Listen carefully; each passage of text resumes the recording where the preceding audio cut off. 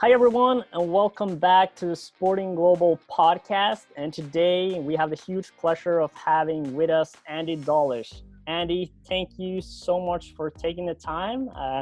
I know everything is, kind of crazy in the US right now, and I appreciate you. You're always a busy guy, and it's good to see your face again. It's good, and I hope everything is going well.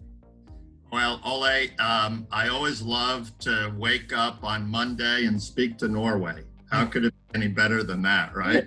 Exactly. And when people say, "Hey, Andy, how are you doing? What are you up to? What's going on?" I go, "I'm on a cruise on the USS Groundhog Day in the Bermuda Triangle of COVID-19 with occasional stops in the Twilight Zone." That's Right. the answer to their question. And now we're taking a quick stop in Norway.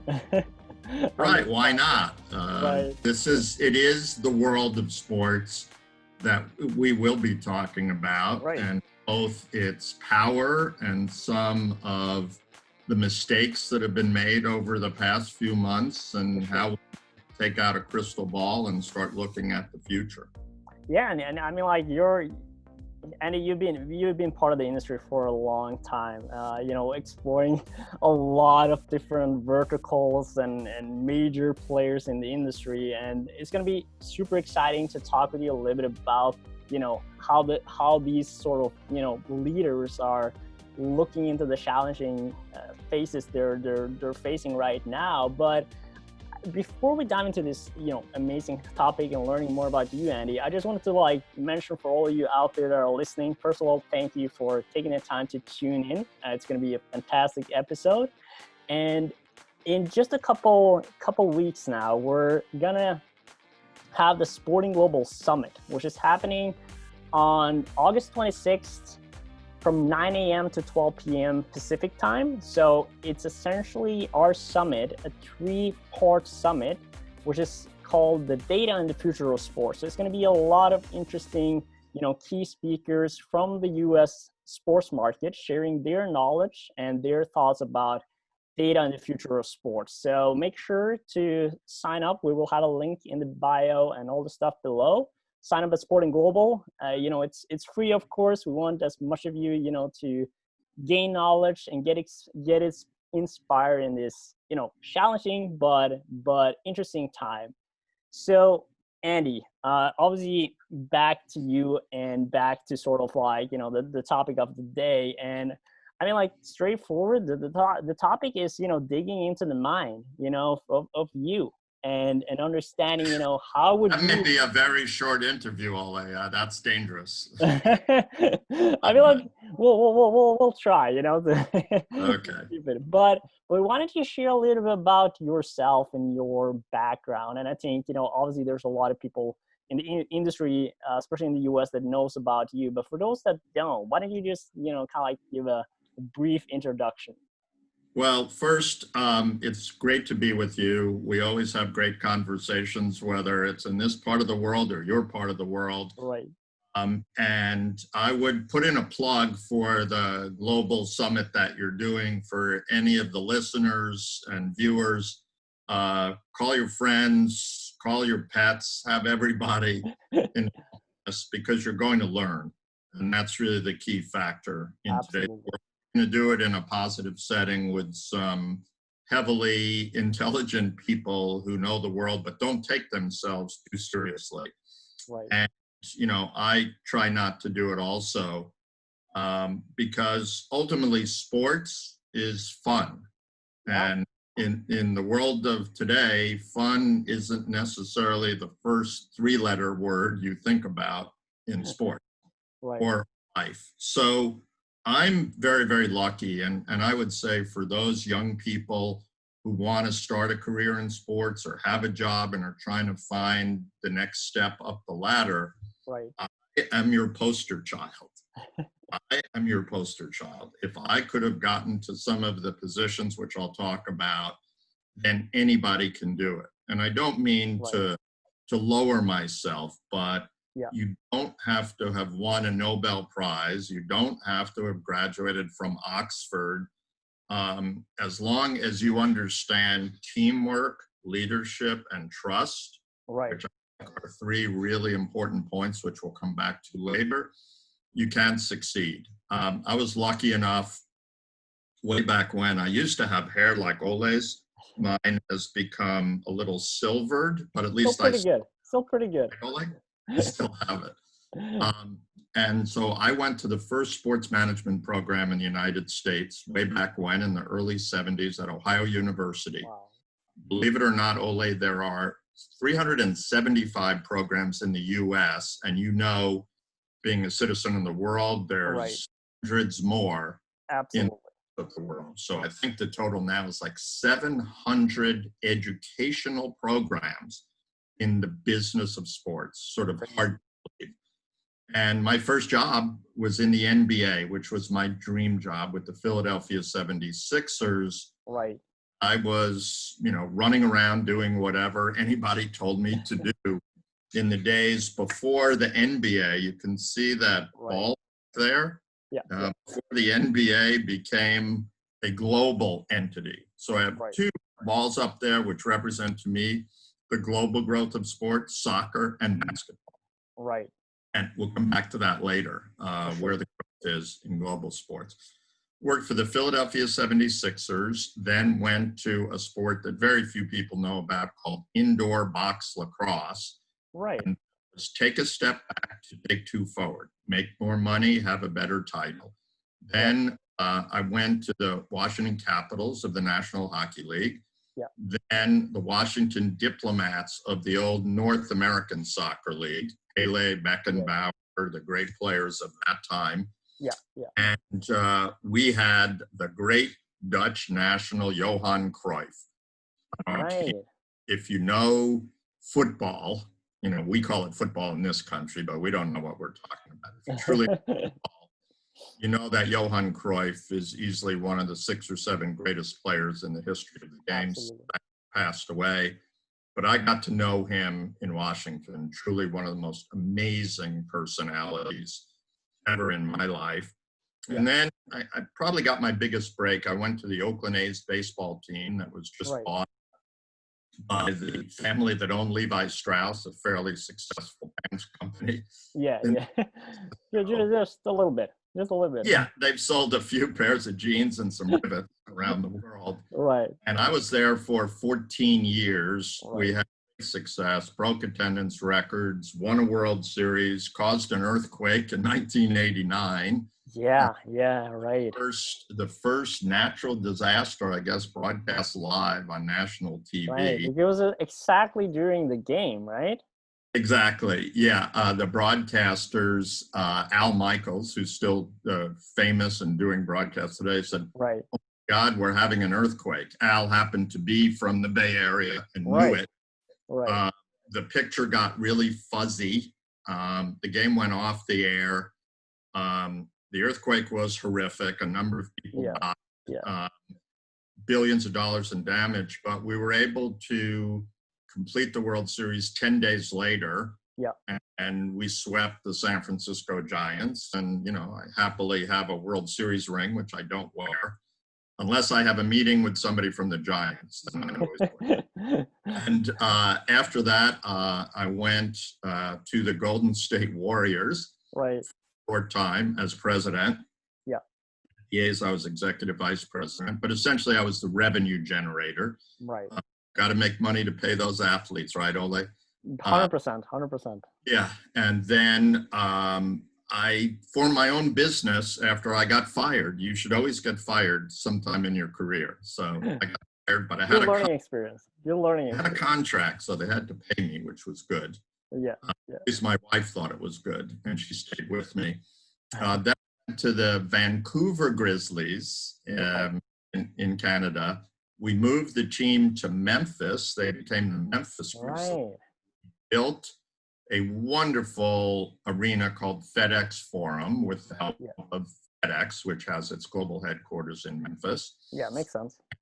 And then I went to the San Francisco 49ers as the chief operating officer for several years. Yeah. I left in 2010, which seems like 10 years ago, which it is. Yeah, exactly. And since that time, I don't believe in the word retirement. Right. I believe there's still much to be done. We met each other through the University of San Francisco. I like to teach and talk and pay it forward. Yeah. And so since that time, I've been consulting with a number of properties, some that see the light of day, some that don't. Right. We'll talk about some of those maybe later in the conversation, like the Fan Controlled Football League and TBT, the basketball tournament. I do some teaching. I taught with our good friend Jeremy Howell. Yeah. And, we had a master's program at USF. Right. And I do some teaching at Stanford School of Continuing Studies. I've done some writing. I have my first book out. There you go. And try to stay busy in one of the strangest times that any human being could live in, that's walking Earth today. So Absolutely. that, 50 some odd years of how I've been spending my time in after school projects. And it's like so amazing, it's for me as well, and like so inspiring as well for I think a lot of the young people here to see, like, if you're passionate about something, like you can, there's so much to do, there's so much you can get your hands around and get involved in, and just your vast experience. You've been traveling all over, especially in the US, working for all these different teams and entities, and kind of like understanding all the challenges that we're facing. And I think once you brought up sort of like the whole horrific situation with the Oakland A's, with the earthquake, one of the things that I thought about, and which is one of the questions that I have, and that's sort of going into the current situation, and obviously you were high leader position with the Oakland A's at that time, and a lot of the things, okay, how are we solving this situation? How do we come out of this in the best possible way? Obviously, you have the World Series and everything happening, and one of the things, like, it's kind of curious is, how do you sort of see, like, the sports leaders in today? Like, we can just talk about the US market, but in general, like, how are you going to cope with the COVID situation, and what would be some of the first steps to do as a major league president? Like, what would you advise them? What would kind of like come to mind in your stage if you were in this position now? And so, like, how can we make the best out of this? Because it's a unique challenge, but at the same time, as we talked about before we started the podcast, it's like, okay, but we got to move forward. We got to try to solve this and be creative, be new thinking. So how would you sort of like, what do you think is going through the mind of the leaders today, of the major league teams? If you take a step back and look at all sports, no matter where it is around the world, whether it's rugby, cricket, ice hockey, team handball, quality organizations have a playbook. Right. They know what they're doing. The players know their job. The people in the business organization know what to do. The trainers know how to deal with injuries. And what hit me when COVID started in Asia is we are a world connected. Again, to look at those balls over my shoulder there. People are flying around every day. So when something happens in market A or country B, it's coming to country C and D pretty quickly. Right.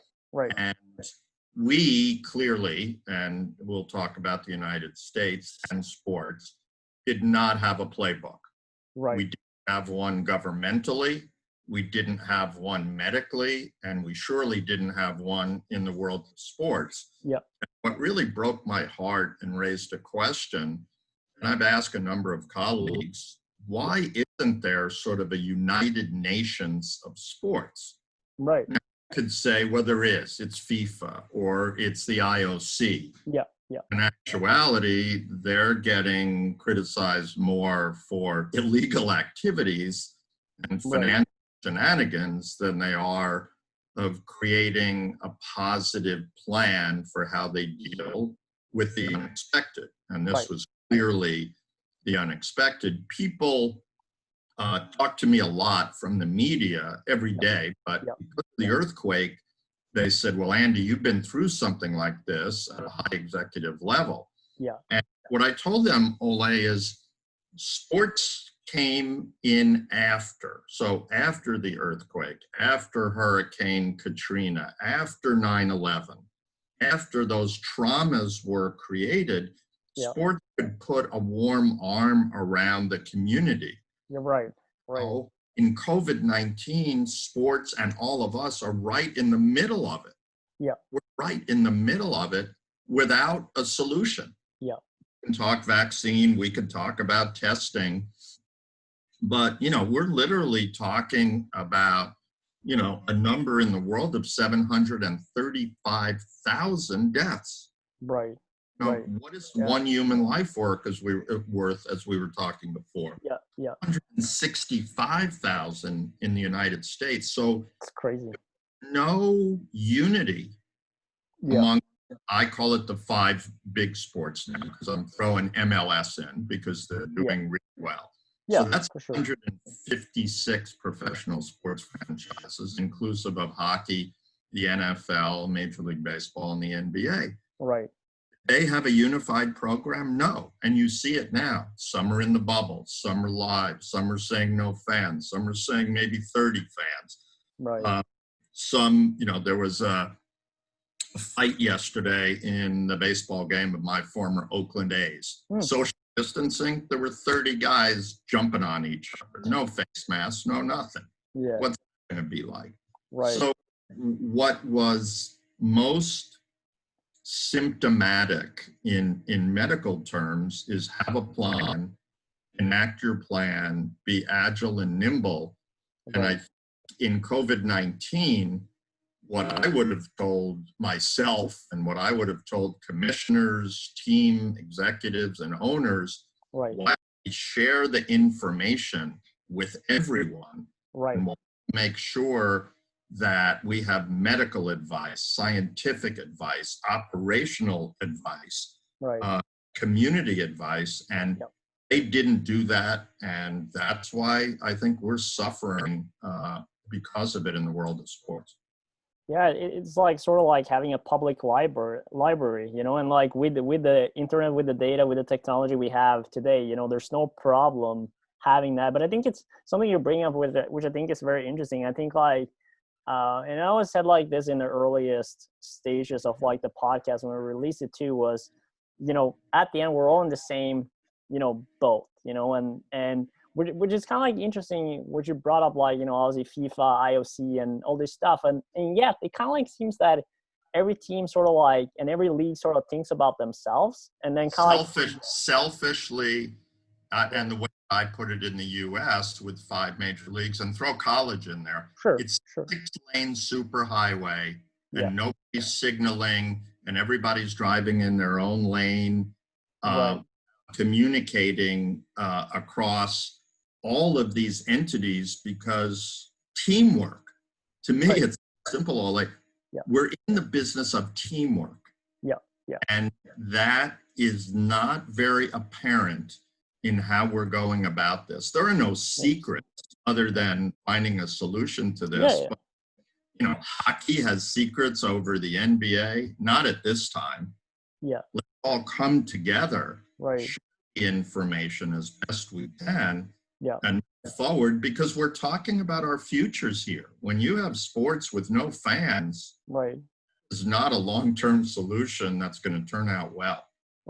No, I agree. And I think, it's interesting to see exactly like how people think about it. And we said it too, like, how can we, like we talk a lot about like the Sporting Global platform and the podcast and the summit now. And that's a way of us to sort of like give back, I mean, like, of course we're just a startup, right? But at the same time, we're thinking like, how can we try to at least, elevate on the fact that, how can we spread, and let the people think about the day when this is going more and more back to normal. How can we keep people motivated, and engaged? Well, I would only argue one point. I am of the school, I have a very small school because it's me, Yeah. Yeah. I don't represent a shield. I don't work for a team anymore or a league. Well, actually, I do. I work for the Fan Controlled Football League as chief operating officer. So I should say that. But Yeah. essentially, what we have to do is unify and understand that it's our turn to create strategies. What we see now are disconnected tactics. We're going to do this. We're going to play in the bubble. And I don't believe in the new normal. I believe in the new different. Right. Again, the new different. If you believe in your realm of sport or life that things are just going to be back to where they were in February or January, my view is good luck. Looking into the future, the beginner faces a choice that leads him to the triumph, or not. Being surrounded by like-minded professionals can be the best guarantee that you actually take that crucial career step. Sport Global is a digital network for sports jobs. It gives you the chance to be involved in the sports industry no matter who you are, regardless of gender, nationality, and experience. Our AI system matches up talent with human resources. Candidates who align with the company's values and needs immediately get shortlisted. It saves time for HR and increases the opportunities available to applicants. The platform identifies tailor-made recommendations based on user needs, so you're always aware of the possibilities out there right now. Sport Global is a place where students gain key tips about jobs and build the valuable connections that are essential for people at the beginning of their career path. The path from candidate to champion starts with a single step in the right direction. Sign up to Sport Global. Sport Global, the best way to enter the sports industry. Yeah, yeah. My view is we are living in a different world. Yeah. What are you doing? What am I doing? Right. In terms of crafting plans for the new different. And that doesn't mean the new bad. That just means different concepts. I think this is, it's a trying time, but it's also a great time for experimentation. Right. It's all going to work correctly. I mean, you look at the race to create a viable vaccine, there's going to be massive failure in that, and already has. But ultimately, science, hopefully, will triumph. Same thing in sports and your career. Now's the time to experiment instead of just saying, I'm going this way. I love soccer, and that's what I'm going to do. Well, too short-sighted. Give me the world. Give me every opportunity. Right. Maybe I'm only comfortable living in Chicago. Well, there's opportunities in Norway. There's opportunities in Africa. There's opportunities in Australia. You better start thinking about a larger footprint for your career. And that's why I like a global platform, where you can kind of explore those opportunities, would also be, extremely beneficial in a sense of connect with the right kind of people and try to understand the bigger picture, which is what we try to do, with the podcast and the blog too, to elevate these minds of different kind of roles and mindsets, but also understanding how connected the global sport industry is. And there's a lot of opportunities there, and you just gotta as you say, widen that angle. And I think this is some of the reason why we wanted to have the podcast in the first place. Again, I think it's comes down to also being in this situation. It kind of puts you in a very tough position of okay, what exactly am I gonna do? Or maybe I'm losing my job, or maybe I'm permitted or whatever, and you kind of oh, but there's no events going on. What can I do? But there's a lot of other stuff you can do. And we also talked a lot about even maybe not work related, but personal development too. It's keeping your mind and institutional awareness. Right. There was sport in this country in 1918. There was. Yeah. So do some research, look into history, and see. And that pandemic was way worse at least at that time, than what we're experiencing with COVID-19. Yeah. Or you look at pandemics in other parts of the world in which there was sports and entertainment and people were living their lives. Yeah.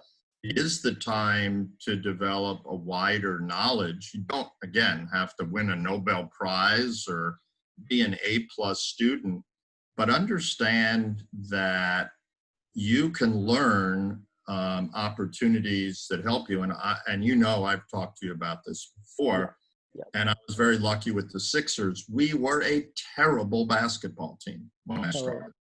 And for those people that are listening and watching, a few years ago, the Golden State Warriors were 73-9. Right. Greatest winning record in the history of the NBA.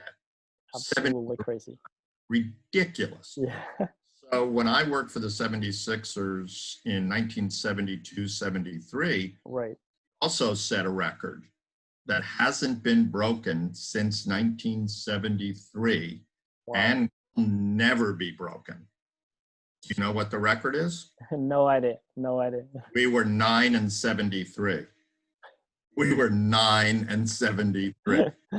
Wow. We were 9-73. Yeah, that's not gonna be broken. That's for sure. 73-9, 9-73. Good luck. Yeah, good luck on that. Yeah, for sure. Now, what really was good luck for me, it was chaos and disaster. Right.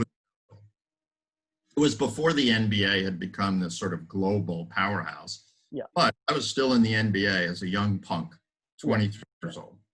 But it showed me, because people were fired above me, and I didn't wait around to have somebody tell me you should do this or you should try that. I just did it. Right. There's nobody there to tell me not to do it. Right. So people may say, I want to work for the #1 football club in the world. Right. Well, okay. How many other people do you think want to work for that club? Right. Give me the worst. Yeah. Give me some place that I can make a difference. Sales, marketing, promotion, getting people back in the new different.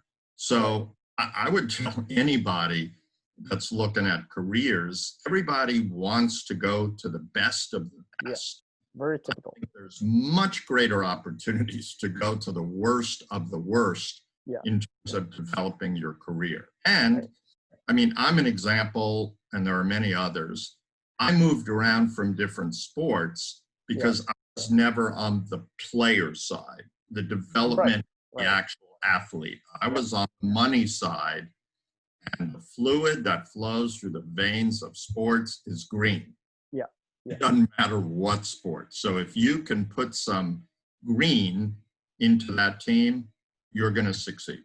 Right. No, I think it's a great advice, and it fits really well now too. And I mean, like, just going back to like even here in Norway, even like when I started the program at USF too, it's like I remember, I don't know if it was Shalini or who it was that kind of like asked us like, oh, what do you want to be? You know, what is your ultimate goal? And everyone when you grow up. Yeah. What do you want to be when you grow up? You know, and it was either like, you know, everyone was like either GM or like AD, you know, for like major teams. It was like either or, you know, there was no one that said like, oh, I'm going to work for like, you know, like some sort of like, maybe like Twitch, you know, like, you know, esports or whatever, like just completely out of the scope of what is, you know, people thought about. And I think, you know, there's so much opportunities out there that people don't think about or see. And I think it's a really good point as well, where we talk a lot about startups and we want to help a lot of sports startups too, to like, why don't you bring in the, you know, some students, you know, to get some experience and bring something new to you? Because I mean, like, we know all the position you're in, it's not easy, but you can have, you know, it's also elevates their opportunity to make an impact. Which is I want think tanks, and you've lived here in the Bay Area. I call it Siliconia, right? The Silicon Valley. It's my country of Siliconia, and I live right in the middle of it. But I'm still amazed, Ole, that sports, as of yet, still doesn't really understand technology. Right. And on the other side, technology doesn't really understand sports. Now, that doesn't mean there aren't a million digital programs and wonderful work that's being done in analytics and metrics, streaming and all that. That's fine. But when you just think about what the opportunities are, I've written for years on something called the virtual season ticket. And I think you're aware of it. Yeah. Where, and I looked the other day, I wrote my first piece in 2013. Right. That's like, 7 years ago. Yeah. And I'm amazed that still to this day, no teams are selling virtual season tickets. Right. Know that I could sell, I'm working on it without success at this point. But if you take the Olympics, hopefully it does occur in 21. Yeah. Well, I'm not going to Japan. I'm not getting on a plane and flying 14 hours. Right. I can be there. And I don't mean just on a TV screen or this device. Yeah. I mean in a virtual world. I can be in the seats, not as a cutout.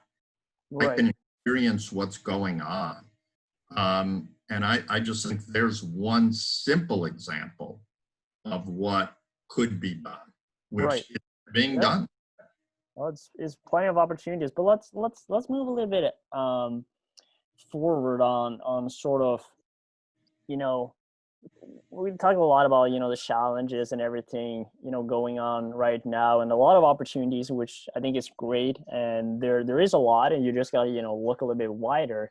And I'm just thinking like a little bit in terms of your current consultancy role. Like, I'm just curious, like, what kind of challenges are these people, organizations bringing up to you today? Like what kind of questions like are they facing? Well, as a lifelong salesman, and that's what I am. I'm a salesman, and I'm very proud of it. I'd never say, ooh. Most people, when you say the words, how do you say sales in Norwegian? Sorry. Sorry? Yeah. SALG. Sorry. Yeah. So most people would go, ugh, I don't want to do that. Right. You know what? I'd smile. Give me that. I'll do it, because that's where the opportunities are. A team might only be hiring one director of player operations, but 30 people in sales. Right. Going to let them, survival of the fittest. They're going to see who can generate the most green, right, in any way, shape, or form. Yeah. And let's face it, in the sales world today, companies around the world are challenged by how they sell their products. Sports is always going to be a glue in society. Yeah. And if not, then we're looking at the apocalypse. Right. But the new different is still going to have sports as sort of the town square, whether it's in Norway or New York. It doesn't really matter. Yeah. It's always going to bring people together. For sure. They might argue about it, but they're going to buy each other a beer at the end of the argument, or punch you in the nose, one of them. And then buy a beer. So what is really important is to develop the individual as much as a resource as they can. Right. Think of yourself as a natural resource. Yeah. As we talked about before, become as strong as you can in multiple areas. Yeah. Because then you're more valuable to a potential employer. Right. And think of yourself as a Swiss Army knife, that you have multiple different facilities. If you're just brilliant in one thing, and of course, analytics and metrics now is sort of taken over around the world. Yeah. Well, that's fine, but teams are not hiring 100 analysts. Right. They're hiring revenue generators. So I'm going to go where sort of the opportunities are, and be able to bounce back, not to say, woe is me, this is terrible. Yeah. And you're going to hear a lot of no's today, to your question. People say, well, Ole, I'm busy, or I can't do your podcast, or, well, that's to a certain extent, I don't know how you say bullshit in Norwegian, but well, I'll teach you that some other day. Okay, great. And I just cursed, so what the heck? It's all good. And that's not acceptable. I mean, you just have to keep pushing Yeah. so that you break through, and you're going to hear a lot of no, we can't do that. We don't have the time. We're busy dealing with protocols in terms of fan safety. Yep. Well, here's what I've learned. And in my consulting business, as you know, in fan controlled football, which we are going to launch in the second quarter, I think, of next year, we're spending a ton of time right now on COVID-19 health protocols. We're not talking about the rules and regulations of indoor football, which is what we are. We're not a video game. We're real sport, arena football.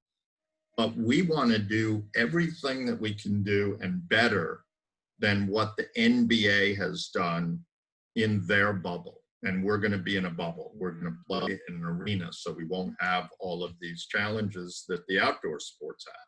Yep. So, I mean, I literally have a call scheduled in 2 days with a major expert at Johns Hopkins University in epidemiology and virology. I would never have thought about that. I would have thought about which corporate decision maker could I talk to. So now you just, you fish where the fish are. I'm a fisherman. So in this day, protocols, safety of your players, your staff, and everyone else, you better be knowledgeable as best you can. You don't need a doctoral degree. But what the challenges that I face are coming up with ideas that I think have a place in the new different. That's a good. I like the Swiss Army knife analog. I think it's I think people. I mean, obviously people say okay, do get good at something and be an expert on it, right?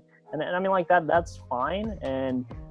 But I mean it's always about value creation, right? Of how you can bring value, and there's so much ways that you can do that. And I think of course, also understanding, okay, what are you really good at and enhance that, but also it's fine.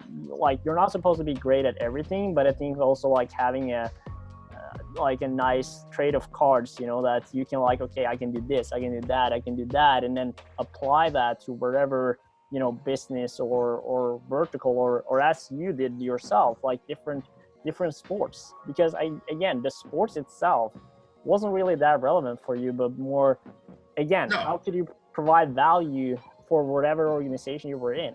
I mean, I love to hear people talking about secrets in their business. And, in the NFL, you see coaches always having stuff in front of their mouths, or if there's a visit to the mound in baseball, the guys have their gloves. And in Premier League on TV, every coach is I've been in baseball for 30 years. I know every play. There's no secrets. There's no secrets. And again, there should be more sharing. And to that point about being a Swiss Army knife, we also have a lot of young people today, what I call sports careerists, that sit in meetings or sit on Zoom sessions, and the thought bubble above their head is, have I told you I'm the smartest person in the room? You haven't, but the thought bubble above your head says so. Well, are you really? Do you know about this? No. And so I want to develop as many different capabilities. Yes, I want to be better in some than others. But I don't just want to be a one-trick pony that can do one thing, because as staffs become smaller, then I want to be the most agile, nimble, aggressive son of a gun in that organization. I don't want to step on anybody's toes. I want to be able to move and repurpose myself based upon what the organization is dealing with. I also remember something that I think was very interesting, and it just got a flashback now from one of the, and I don't remember 100%. I think it was actually Richard Fedesco from at that time he worked for the Earthquakes, and I remember I had I think it's the assistant GM or something now for the Portland Trails. I think like the NBA Blazers, Trailblazers. Trailblazers, yeah. But I remember I talked with him like, and I asked him like, what is sort of like, what do you need, to succeed? And we're gonna go into that, with this segment here. But I think like it was interesting for me when it said like, if you're able to like, have a good attitude, you're passionate, you're willing to learn, and you're knowledgeable, and even if you get sort of like, say, put in the wrong department first, like it doesn't work for you. Like if you are like passionate, hungry, and you're willing to do the work, you will be relocated to somewhere else where you could also like, provide value. And I think that goes a little bit back to, in a sense, what you're saying, right? If like, I'm a young man that goes way back to the Oakland A's, 1981 when I got there. We hired it was a new organization that had no sales, marketing, or anything. Right. The previous owner didn't care. We hired 35 salespeople. Wow. And today, as we speak, as I think back to that sales group, one is president of one of the largest car racing tracks in the country. The other is the president of the most successful minor league baseball team in the country. Yeah. The other is a incredibly successful player personnel director for a baseball team, sales guy. Right. Another is one of the leading sales trainers in the United States. Another is, two are stadium operations directors of major league baseball teams. Nice. These are all 20-somethings who are all making phone calls to buy season tickets to a team that sucked. Right. And perfect example to your point. They were able to navigate to something they really wanted to do, but they didn't just sit there and go, "Oh, woe is me, this is terrible." No, I think it's and that brings me to sort of and I know you talk about teamwork, some other key skills, and after you've been in the industry again for a long time, and like seeing a lot of the different sides here, and I think what are some of the key skill sets that you see as like it has to be like as sort of like a framework, a foundation? And has there been any major change on like that, or is it more or less the same? I'm kind of like, yeah, you know me, I never had a beard. That's the only change. This is my C19 beard. Seeing that, I'm looking very distinguished, right? Like, do I look intelligent or as stupid as I did without it? It looks great. Yeah, well, you have to say that. I'm just being honest. I don't see a ton of changes. Now, that takes into account be agile, nimble, be educated, know what's next. We don't have pay phones anymore. Right. We don't have abacuses. We have laptops, or maybe we don't have laptops anymore. Be comfortable. Get comfortable being uncomfortable. Right. Get comfortable being uncomfortable. It's a great advice. I see, the older generation, of which I'm not a part of, but there are some people in an older generation. They look at the younger generation and they're too cool for school. But that's happening forever, from caveman to today. Right. Young kids are too cool for school. Yeah. A lot of young people today are they're chill. Yeah. However, you can say chill in global language. Accurate. Get comfortable being injured. Get comfortable not knowing what you're talking about. Find mentors and never, ever, ever think that your network is big enough. Yeah. I am proudly 73 years old. So I'm inviting you February 18th, 2047 to my 100th birthday. So wherever you are, you got to be. I'll be there. I'll be there. Be there or be square. And Absolutely. if I'm sitting there just babbling, then just dump me in the river someplace. I'll still be there. I'm sure I'm going to be the one bumping you though, but I'll be there. The point of view is, you have a sense of humor. Yeah. Put a smile on your face. And that isn't to say that we are not in a very, very serious time. As I told you earlier, when I am in conversations, when I'm being interviewed locally or nationally, I always try to bring up what's the value of a human life. Right. What value of a human life? So when sports leagues or stupid people are in a swimming pool or in a bar, non-mask, no social distancing, that's just moronic. And, you might essentially be involved in killing somebody, although you're never. So, but you can't just cower in a corner and say it's over, or I'm just going to wait till the sun comes out. Yeah. You've got to make it happen yourself. Your network, I mean, look at how we met, right? And we've stayed friends and we've built relationships since that time. Yeah, I think it was Jeremy actually that and he's a great connector, and you want to get to great connectors. You want to find as many mentors, and I said get comfortable being uncomfortable. I would also say in today's world, when you don't know the answer to something, say, I don't know. Yeah. Don't bullshit and say or come up with some doublespeak. Say, you know what, I don't know. Where can I go to learn about that? Right. Learn, can I learn from you? Can you learn from me? The people who are watching this. It's amazing, especially in the global virtual world that we live in. Yeah. In the Stanford class that Rasher and I are teaching, first night we asked the students, and this is the first virtual class that I've done, where are you talking from? I'm in Singapore. Oh, how about you? I'm in Buenos Aires. What? Where are you? I'm in Luxembourg. Luxembourg. Who the hell in Luxembourg is going to take a class in pro sports franchise relocation? New Jersey. I'm in North Carolina. I'm in Norway. Right.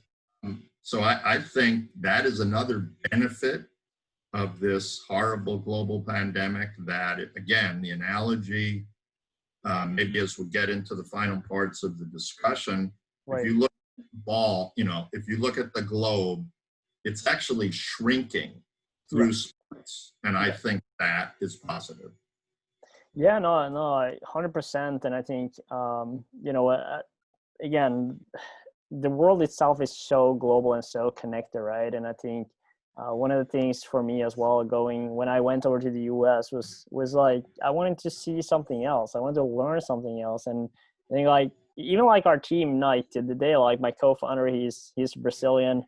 We have an intern from India, China. It's like they have different perspectives, different mindset, different kind of, network, of course. And it's like, you learn something new, every day. And that's what inspired me. Okay, so I'm charging you as of today to create the United Nations of Sports. That's what we need. All right. And we don't really have it. I mean, I guess you could say the IOC.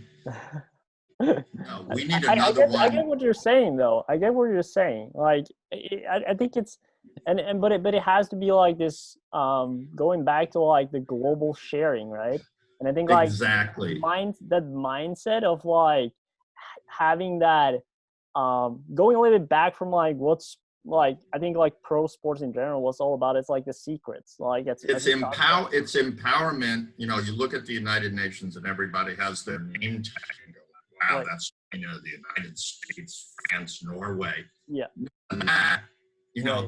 Ole, this is Andy. You can see they represent everybody around the world. Yeah.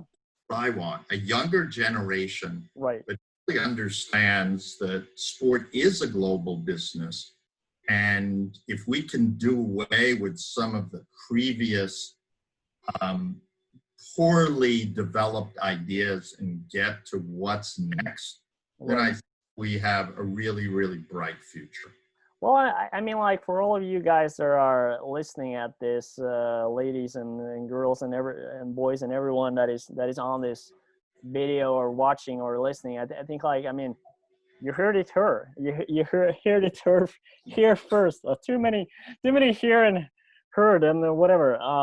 Struggling as a Norwegian. But I mean, like, if you want to do something, like, it's just get it done. Like, just start, and you never know what's come out of it. And I think, like, I mean, like, me and Andy, we're gonna talk about this behind the podcast, that's for sure, and see what we can do. But I think, like, you always got to look for opportunities, and if that's not where you essentially, okay, yeah, I wanted to work in football or basketball or baseball, and you don't see anything there right now, that's also fine. Try to find something else. Like, look at fantasy sports, look at gaming, look at individual recreation, right. Or create your own thing.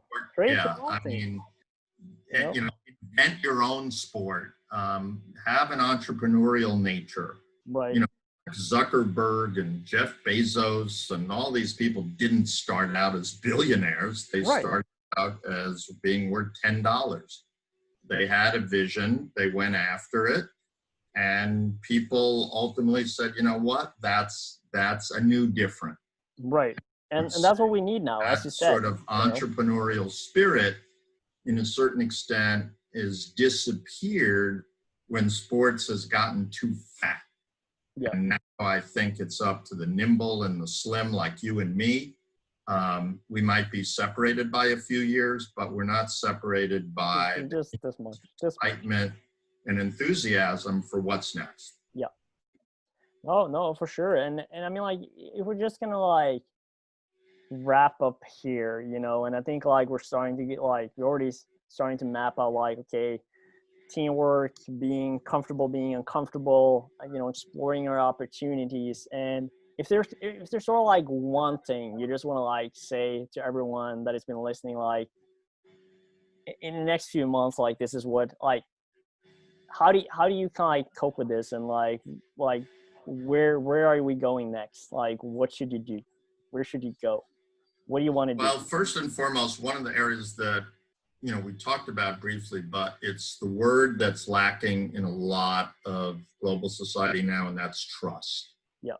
Trust is really an important concept that has to be real.